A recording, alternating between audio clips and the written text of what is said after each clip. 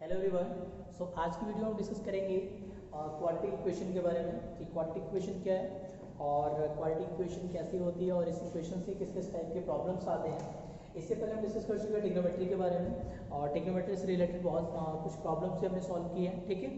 और आज की इस वीडियो में देखेंगे क्वाड्रेटिक इक्वेशन कि क्वाड्रेटिक इक्वेशन क्या होता है और क्वाड्रेटिक इक्वेशन का फॉर्मेशन कैसे होता है और इसके क्या नेचर्स होते हैं और इसमें जो उसके रूट्स आते हैं वो कब रियल होते हैं और कब इमेजिनरी होते हैं, ये सारी चीज़ें हम डिस्कस करेंगे।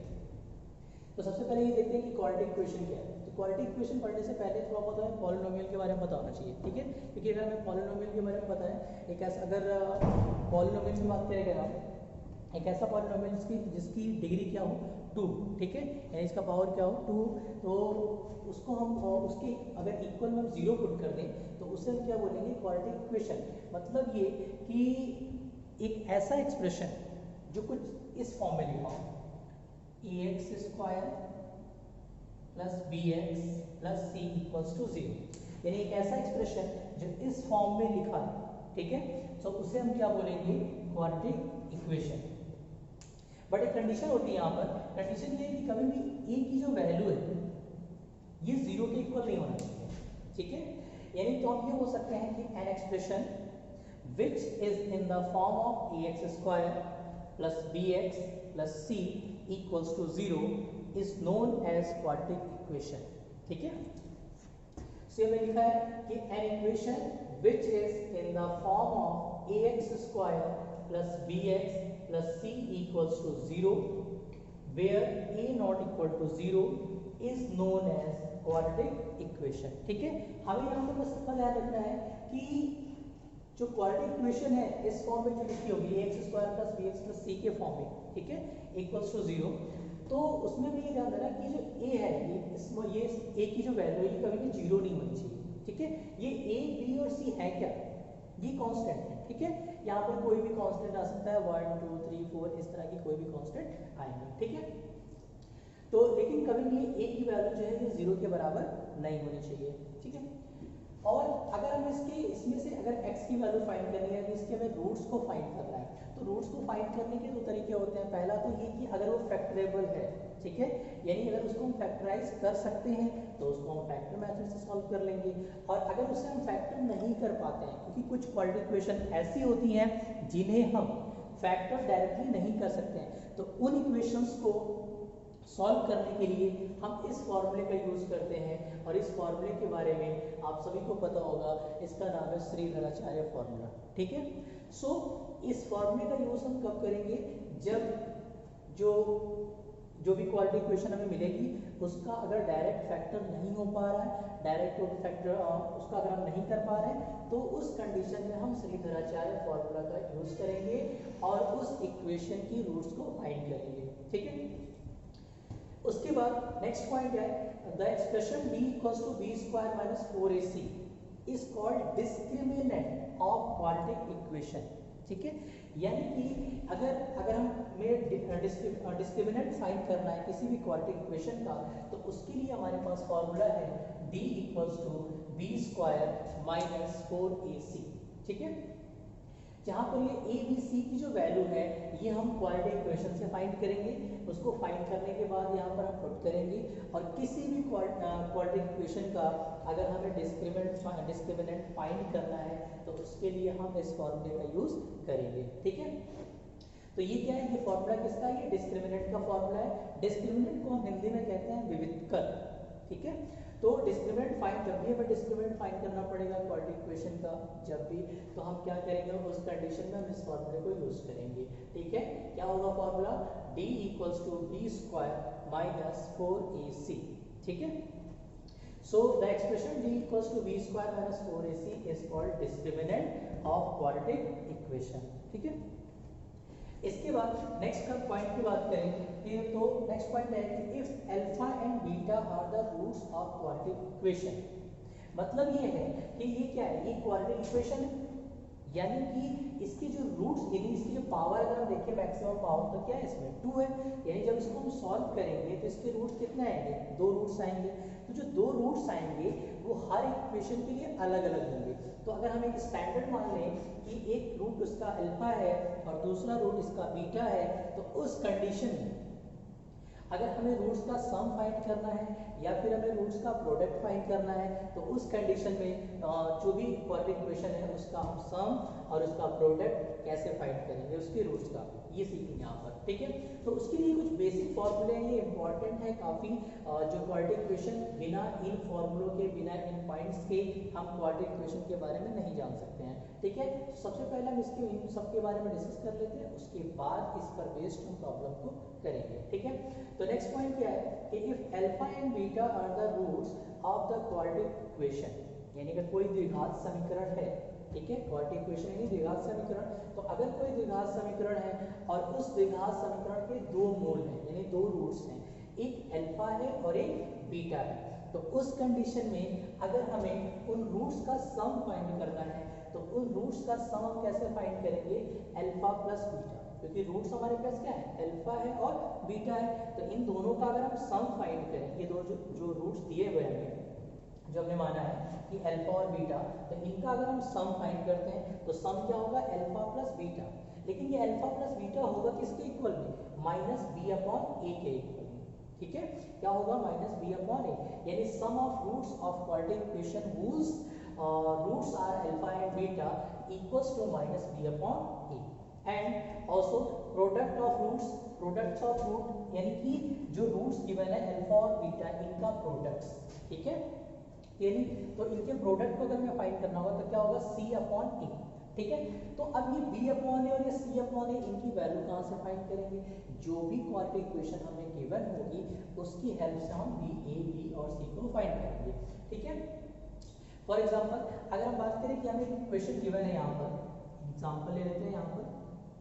तो एग्जांपल के लिए हम बात करते हैं कि यहाँ पर एक इक्वेशन गिवन है 2x² प्लस 3x और प्लस 6, ठीक, इक्वल्स टू 0, ठीक है। तो ये क्या है, एक क्वाड्रेटिक इक्वेशन है। और इस क्वाड्रेटिक इक्वेशन का अगर हम बात करें कि इसका से पहले बात करते हैं इसके फैक्टर की। तो अगर हम फैक्टर की बात करें तो क्या ये डायरेक्ट फैक्टरेबल है, हमें चेक करना है। अगर डायरेक्ट फैक्टराइज हो जाएगा तो हम इसे कर सकते हैं, और अगर नहीं हो पा रहा है तो हम इस फॉर्मूले का यूज़ करेंगे। उसके बाद ये डिस्क्रिमिनेंट फाइंड करेंगे। तो उस डिस्क्रिमिनेंट फाइंड करने के लिए हमारे पास फॉर्मूला क्या है, d equals to b square minus 4ac। तो मतलब ये है कि हमें a, b और c की वैल्यू पता होनी चाहिए डिस्क्रिमिनेंट को फाइंड करने के लिए, ठीक है। तो अब ये a, b, c की वैल्यू हम कैसे फाइंड करेंगे, यानी जो भी इक्वेशन हमें गिवन है जिसका हमें डिस्क्रिमिनेंट फाइंड करना है, उस इक्वेशन को क्वाड्रेटिक इक्वेशन की स्टैंडर्ड इक्वेशन से हम कंपेयर करेंगे, और कंपेयर करने के बाद उससे a, b, c की वैल्यू को फाइंड करेंगे और उसको इस एक्सप्रेशन में हम पुट करेंगे, जिससे हमें क्या मिलेगा, डिस्क्रिमिनेंट मिलेगा, ठीक है। तो अगर हम बात करें कि यहाँ पर a, b, c की, तो अगर हम इसको कंपेयर कर लें क्वाड्रेटिक इक्वेशन के स्टैंडर्ड फॉर्म से, सो इससे अगर हम कंपेयर करें तो यहाँ पर हम हमें क्या मिलेगा, यहाँ लिख सकते हैं कि on comparing on comparing 2x² plus 3x plus 6 equals to 0 with ax² plus bx plus c equals to 0,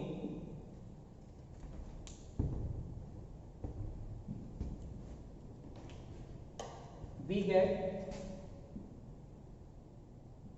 तो कंपेयर करने पर हमें क्या मिलेगा, यहाँ से अगर हम देखें तो स्मॉल a की वैल्यू कितनी है, यहाँ पर 2 है, तो स्मॉल a की वैल्यू क्या पुट कर देंगे, तो पुट कर देंगे। स्मॉल b की वैल्यू अगर देखें तो यहाँ पर b की वैल्यू कितनी है, 3 है, तो b की वैल्यू 3 होगी, और c की वैल्यू कितनी है, 6 है, तो यहाँ पर c की वैल्यू कितनी पुट कर देंगे, 6। Now we have to find the discriminant. So discriminant के लिए फॉर्मूला हमारे पास क्या है, d equals to b square minus 4ac, ठीक है। तो अब इस फॉर्मूले को अगर हम अप्लाई करें तो इससे हम डिस्क्रिमिनेंट आसानी से फाइंड कर सकते हैं। क्यों, क्योंकि हमें a, b और c की वैल्यू पता है। सो अगर हम यहाँ पर b की वैल्यू पुट करें तो यहाँ पर b की वैल्यू क्या होगी, 3, तो 3 स्क्वायर माइनस 4ac, ये प्रोडक्ट में है तो 4 इंटू ए इंटू सी, तो ए की वैल्यू कितनी है 2 है और सी की वैल्यू कितनी है 6 है। ठीक, तो इस कंडीशन में हमें यहाँ से क्या मिल जाएगा 9 और 4 2 जा कितना हो जाएगा 8 और 8 6 जा 48। तो इससे अगर हम फाइंड करें तो हमें डिस्क्रिमिनेंट मिल जाएगा। ठीक है, तो यहाँ पे डिस्क्रिमिनेंट की बात करें तो यहाँ पे कितना आ जाएगा 39 माइनस में, क्योंकि यहाँ पर माइनस की वैल्यू ग्रेटर है। तो अब ये डिस्क्रिमिनेंट अभी हमने जो फाइंड किया ये माइनस में आ गया। हो सकता है कोई डिस्क्रिमिनेंट अगर हम फाइंड करें तो वो प्लस में आ जाए, या फिर इसका डिस्क्रिमिनेंट जीरो भी हो सकता है। तो उस कंडीशन में हम ये जो डिस्क्रिमिनेंट है अगर पॉजिटिव है तो इसका नेचर कैसा होगा, अगर निगेटिव है तो इसका नेचर कैसा होगा, और अगर डिस्क्रिमिनेंट डी की वैल्यू जीरो के इक्वल आती है तो उस कंडीशन में इसका नेचर कैसा होगा, ये भी हम आगे भी डिस्कस करेंगे। उससे पहले अगर हम एक पॉइंट और है, अगर हम बात करें कि क्वाड्रेटिक इक्वेशन के फॉर्मेशन की, तो अगर क्वाड्रेटिक इक्वेशन का फॉर्मेशन हमें करना है तो उसके लिए हमें क्या फाइंड करना पड़ता है, sum of roots and product of roots. मतलब ये कि a quadratic equation whose roots are alpha and beta is x square minus alpha plus beta into x plus alpha into beta equals to 0। यानी ऐसी quadratic equation जिसके दो roots हैं, एक क्या है अल्फा है और एक क्या है बीटा है, एक क्या है अल्फा है और एक क्या है बीटा है, तो उसकी क्वाड्रेटिक इक्वेशन को फाइंड करना बहुत ही आसान है। कैसे, क्योंकि उन रूट्स का हम एक बार सम करेंगे और उन रूट्स का एक बार हम प्रोडक्ट करेंगे और दोनों को इस इक्वेशन में पुट कर देंगे। So finally we will get the quadratic equation, ठीक है, ऑफ द गिवन रूट्स। तो इस तरह से हम किसी भी क्वाड्रेटिक इक्वेशन के को फैक्टर कर सकते हैं, उसका डिस्क्रिमिनेंट फाइंड कर सकते हैं और उसके सम ऑफ रूट्स और प्रोडक्ट ऑफ रूट्स को फाइंड कर सकते हैं। और अगर हमें कोई भी दो रूट्स पता है किसी क्वाड्रेटिक इक्वेशन के तो उसकी हेल्प से हम क्वाड्रेटिक इक्वेशन का फॉर्मेशन भी कर सकते हैं। ठीक है, इसके बाद हम बात करें अगर इसकी, तो यहाँ पर हम डिस्क्रिमिनेंट की बात कर रहे थे, तो डिस्क्रिमिनेंट में अभी हमने देखा कि यहाँ पर जो वैल्यू आई है निगेटिव में आ गई। ठीक है, तो किसी कंडीशन में वैल्यू पॉजिटिव भी हो सकती है, किसी कंडीशन में वैल्यू जीरो भी हो सकती है। तो जब डी की वैल्यू यानी डिस्क्रिमिनेंट की वैल्यू जीरो होगी तो उस कंडीशन में इसका नेचर कैसा होगा, जब ग्रेटर देन जीरो होगी तो उस कंडीशन में इसका नेचर कैसा होगा, और जब लेस देन जीरो होगी तो उस कंडीशन में इसका नेचर कैसा होगा, उसको अब हम डिस्कस करेंगे। ठीक है, सो अब हम डिस्कस करेंगे नेचर ऑफ रूट्स के बारे में। ठीक है, यानी डिस्क्रिमिनेंट को अगर हम फाइंड करें, अभी हमने थोड़ी देर पहले देखा कि डिस्क्रिमिनेंट की वैल्यू अगर हम फाइंड कर रहे थे तो जीरो किसी कंडीशन में आ सकती है, किसी कंडीशन में वो ग्रेटर देन जीरो होगा, किसी कंडीशन में वो लेस देन जीरो होगा, किसी कंडीशन में जीरो होगा। तो उस बेसिस पर इसका जो रूट्स होगा वो कैसा होगा। ठीक है, तो अगर हम बात करें first point, if discriminant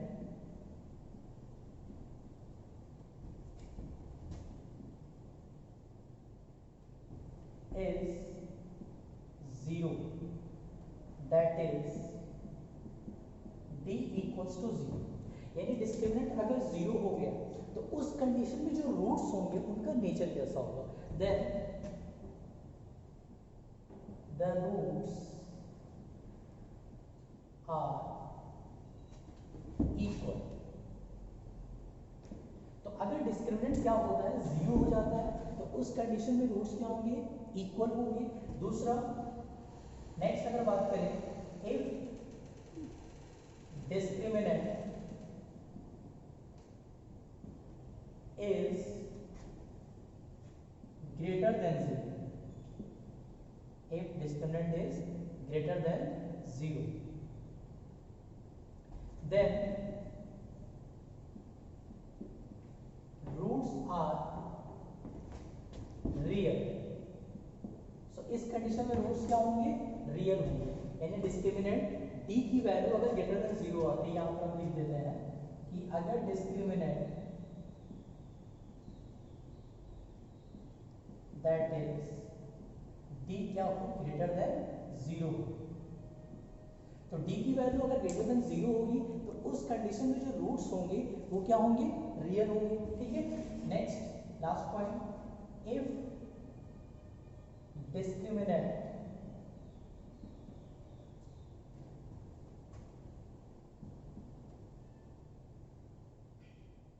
is less than 0, if discriminant is less than 0,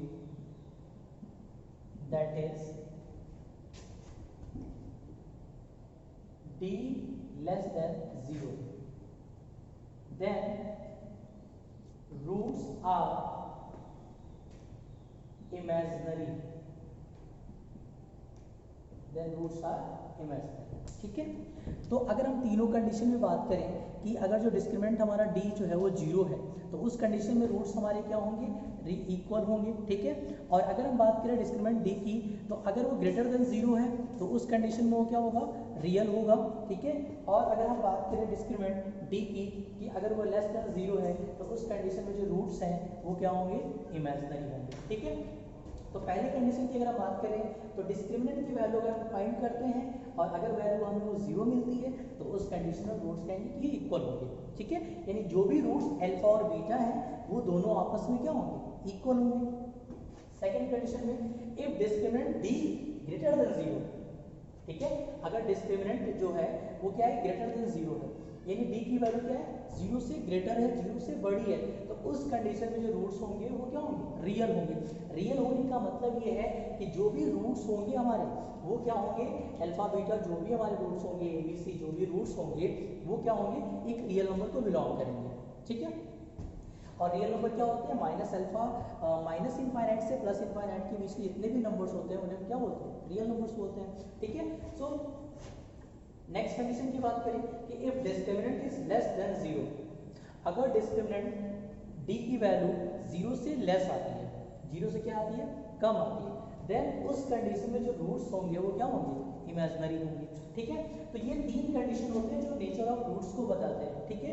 यानी इसके अकॉर्डिंग रूट्स के नेचर को बता सकते हैं। अब इसको एक एग्जांपल से समझ लेते हैं। अगर हम बात करें कि एक इक्वेशन हमें गिवन है, जैसे कि यहाँ लिख लेते हैं x² 4x प्लस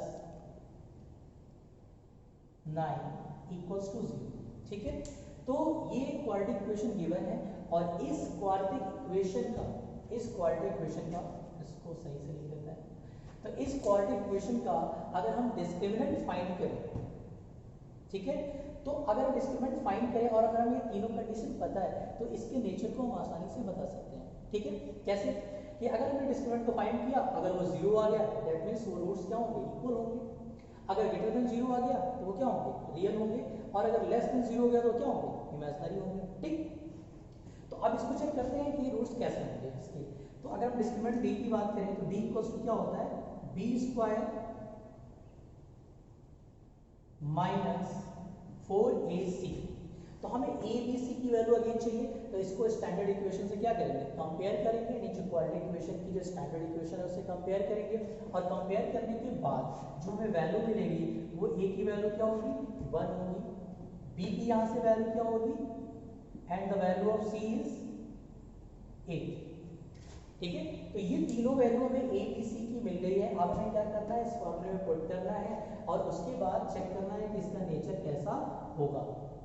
तो यहाँ पर अगर हम देखें तो b² माइनस 4ac, तो b की वैल्यू कितनी है, 4 है, ये हो जाएगा यहाँ पर 4² minus 4 into a into c।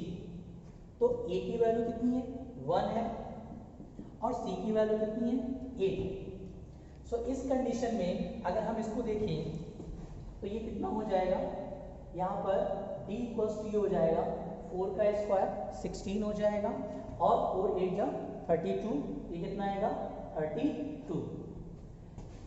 तो यहाँ पर जो d की वैल्यू आएगी वो क्या हो जाएगी, माइनस का 16। तो अब अगर हम देखें तो जो डिस्क्रिमिनेंट d की जो वैल्यू आई है वो कैसी है, निगेटिव है। यानी अब हमें चेक करना है कि निगेटिव पर जो रूट्स का नेचर है वो कैसा है। यानी डिस्क्रिमिनेंट d जब निगेटिव होता है तो उस समय जो रूट्स होता है उसका नेचर कैसा होता है। तो जरा ध्यान से अगर हम देखें कि if discriminant is less than 0, less than 0 का मतलब क्या है, नेगेटिव, 0 से कम। तो 0 से ये कम ही तो है, तो अगर 0 से कम है तो 0 से कम में क्या होता है, जो रूट्स होते हैं वो क्या होते हैं, इमेजिनरी होते हैं। यानी कि इस इक्वेशन के जो रूट्स होंगे वो क्या होंगे, इमेजिनरी होंगे। ठीक है, इसको हम देख भी सकते हैं। अगर हम इसको फैक्टराइज करना चाहें तो इस फॉर्म में सीधाचार्य फॉर्मूले से ही होगा, ये डायरेक्ट तो फॉर्मूले से तो होगा नहीं। ठीक है, तो इसके जो रूट्स आएंगे क्या आएंगे, वो इसके रूट्स कैसे होंगे, इमेजिनरी होंगे। ठीक है, इसी तरह से अगर हम एक दूसरे इक्वेशन की बात करें यहाँ पर,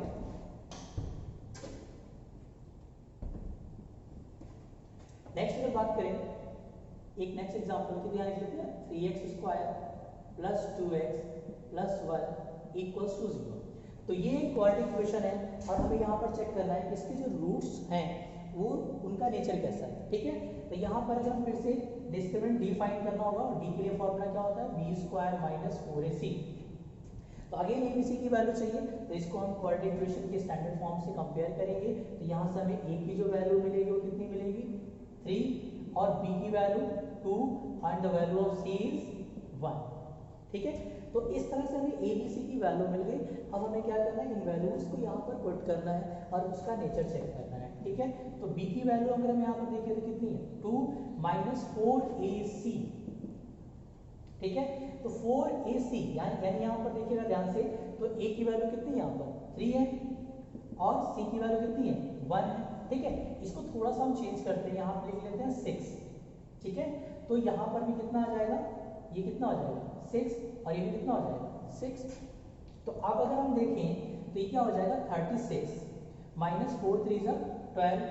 ठीक है, तो अब अगर हम डिस्क्रिमिनेंट की वैल्यू को अगर हम देखें तो फाइनली हमें कितना मिल जाएगा, 6 माइनस 2 4 एंड 3 माइनस 1 2, यानी जो d की वैल्यू है वो कितनी है plus 24।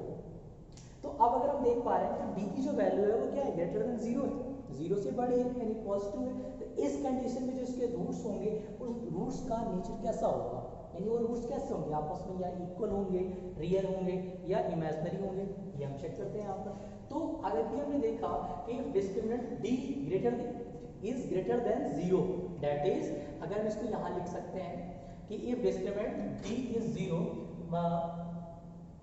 d is greater than 0, that is d greater than 0। तो इस कंडीशन में अगर हम बात करें तो इस कंडीशन में जब जो रूट्स होते हैं वो क्या होते हैं, रियल होते हैं। तो यहाँ पर जो ये जो क्वाड्रेटिक इक्वेशन हमें गिवन है इसके रूट्स क्या होंगे, रियल होंगे। ठीक है, तो इस तरह से हम किसी भी जो भी क्वाड्रेटिक इक्वेशन गिवन है उसकी जो रूट्स हैं उन रूट्स का नेचर कैसा है, रियल है या फिर इक्वल है या इमेजिनरी है, इनको हम आसानी से फाइंड कर सकते हैं। ठीक है, तो ये था क्वाड्रेटिक इक्वेशन का कॉन्सेप्ट। इसके बाद ये तो पूरा बेसिक कॉन्सेप्ट था जो हमें पता ही होना चाहिए, आप सबको पता होना चाहिए। ठीक है, जिससे कि आसानी से इसके आगे आने वाली प्रॉब्लम्स को हम सॉल्व कर सकें। तो नेक्स्ट जो वीडियो है, नेक्स्ट वीडियो में हम डिस्कस करेंगे क्वाड्रेटिक इक्वेशन पर बेस्ड किस तरह की प्रॉब्लम हमारे यूपीएस डबल के एग्जाम में आती हैं और उनको सॉल्व करने का क्या आसान तरीका है, कितने कम टाइम में उसको हम आसानी से सॉल्व कर सकते हैं, इसको हम नेक्स्ट वीडियो में सीखेंगे। ओके।